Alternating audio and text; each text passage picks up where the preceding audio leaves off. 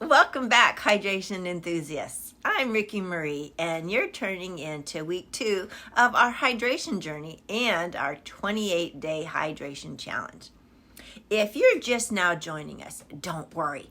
You can actually catch up on week 1, where I talked about the importance of being hydrated and debunk some common myths. I also encouraged you to start increasing your H2O intake. But today, we're going to be diving deeper into the nitty-gritty of increasing your water intake and maintaining that crucial electrolyte balance. So grab your water bottles and let's hydrate smarter. Now, this week is all about making sure that you're getting enough H2O and replenishing those essential electrolytes. Because you see, hydration isn't just about quenching your thirst. It's essential for almost every bodily function. We had learned that water helps regulate our body temperature and aid in digestion. Plus, there were many other benefits that were mentioned. Now think about it. When we are thirsty, we often reach for our water bottle. And in most cases, water is the perfect beverage for staying hydrated. However, drinking only water for an extended period of time is actually bad for your health, because not only does it lead to poor fluid balance, it actually can cause some long-term health conditions. So you need to consider what and how much water you're drinking. So while it's important every day, we are learning that only drinking water is not enough to stay properly hydrated. You need to replenish the other fluids as well as your electrolytes. And electrolytes are those minerals in your body that have that electrical charge.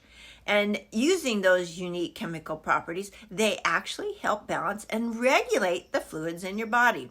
And additionally, for me, they're very essential for muscle and nerve function. There are a couple of minerals that are extremely important, sodium and potassium, for maintaining our body's fluid balance. Because throughout the day, as we're being active, our body loses and uses up the reserve of electrolytes. And for example, we lose sodium through our skin while we're sweating. And drinking water will help replace the fluids lost through sweating. It won't sufficiently replenish all the minerals that we can lose. And this disturbs your body's fluid balance, and dehydration occurs in your body. Now, most of the time, the human body is adept at making those adequate fluid levels. However, when we do become dehydrated, drinking water is not enough. During cases of mild dehydration, our body needs a drink that contains a balanced ratio of electrolytes. And these electrolytes can help us rehydrate more quickly and better retain the fluids. And this becomes really important after certain activities and if your body has certain health concerns.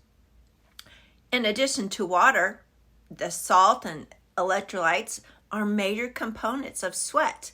So that's why experts recommend, and myself, that electrolyte beverage before, after the activity.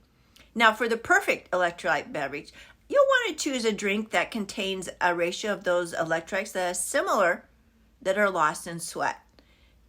As we age, our bodies become less efficient at regulating our water balance, and we are more likely to be on medications that can cause dehydration, such as diuretics.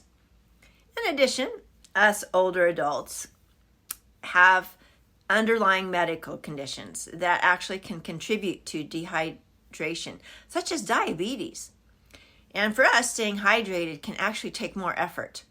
In addition to monitoring our water intake, we need to ensure that we're consuming enough electrolytes for our own body weight. Now, compared to electrolyte drinks, the body absorbs plain water very slowly. And that's why when you drink water quickly, you might feel bloated. This isn't usually a problem for healthy adults because we still absorb water quickly enough to remedy any dehydration. However, if you are already dehydrated or experiencing certain conditions, only drinking water will exacerbate the dehydration.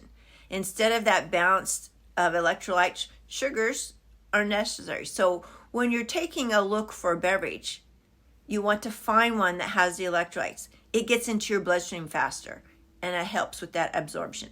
Now, too much sugar, which is common in many of the sports drinks, actually slows the absorption of water into our bloodstream. And again, looking for that balanced ratio, on the other hand, speeds up the absorption and rehydrates us more quickly. Most of us have done it. We're out in hot weather. We realize we're thirsty. We grab that bottle of water and guzzle it down, often in one go, to satisfy that thirst. But that's really not the best way to hydrate. In general, it is best to sip a little bit throughout the day. That's why hiking, you use a bladder because you can sip on it. Most people will take in larger amounts when they're eating meals and snacks, which also helps the body retain the fluid that's necessary. But that sudden ingestion of large amounts of plain water by itself generally just ends up being eliminated very quickly. You'll see yourself going to the bathroom more frequently.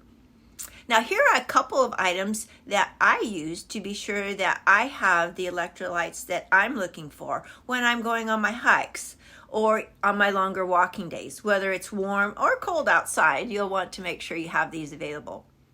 When I started training for my high altitude hiking and backpacking, I actually found the Vega Sport hydration because it provides the sodium, potassium, calcium, magnesium to restore that electrolyte balance, because you want to make sure you're dialed in to maintain your performance. I like it because it's gluten-free, it's non-GMO, and it comes in 2 delicious flavors. I prefer the berry one. And I would just take 1 scoop of the Sport Hydrator, and I would put it in my packable bladder for on my trips, because the powder makes it really easy to take on a hike. If it was just a walkabout, I would have it waiting for me in the car. And I always take a couple of packets, because it also comes in a packet versus just the loose powder. And I would have it handy in my backpack, my day pack, my car. You never know who you're going to run into that might benefit from you having some extra electrolytes. Now, there is a new kid on the block. It's the doTERRA MetaPower Recharge, and it's a liquid. And it has a balance also of the electrolytes that we're looking for, all of those trace minerals. And it's not just for the high performance athlete. It includes some other wonderful items in there with the magnesium and such. So keep a look for that particular product, because then you don't have to work so hard to stay hydrated. It comes in a delicious wild lemon lime flavor, and you can mix it to give your body that hydrating power it needs. And I like that it fits into the overall MetaPower system. We're improving your hydration and improving your overall energy and that vitality so that you can live your most powerful life. Feel free to ask me more about that system. And there's another way that I like doing it, and that's whipping up your own electrolyte drink at home. It's easy, it's cost effective, and it's way healthier than those sugary sports drinks. And you'll want to stay tuned later in this series because I'm going to show you how to make one. And at the end of this video, I have a post that shows you my favorite recipe. Well, most of us can replenish our electrolytes through our foods and drinks. You might need more electrolytes than usual if you're a person that sweats a lot, recovering from symptoms from an illness. Are you doing strenuous exercise for long periods like I would do on my backpacking trips? Or maybe have that health condition that lowers your electrolyte levels. There are many foods that are rich in electrolytes, and chances are you're already eating a few of those. So on those off days where you're giving yourself some self-care, remember to include some of these foods that are full of wonderful electrolytes. And here are a few of the top sources. For potassium, you can look to your bananas, your green beans, salmon, white beans, avocados, potatoes, mushrooms. If you're looking for sodium, grab those dill pickles, clams, cheese, dry roasted sunflower seeds are really good. For magnesium, look for the spinach, the pumpkin seeds, tuna, almonds. For phosphorus, you've got your tofu, chicken, scallops, pumpkin seeds, quinoa. For calcium, cheese, spinach, tofu, yogurt, trout, acorn squash. Now, there's more. In week 3, I'm going to share some of my hydration tips to help you active adults stay on track and make hydration a breeze. So whether you're out there hitting the gym or lounging at home, I've got you covered. Well, that's a wrap for week 2 of our hydration series. And thank you for participating, hanging in there with me, listening, and following along. Your support means the world to me. Now, don't forget to like, subscribe, and hit that notification bell so you won't miss an update. Stay hydrated, stay healthy, and I'll see you in week 3 for more hydration goodness. Cheers!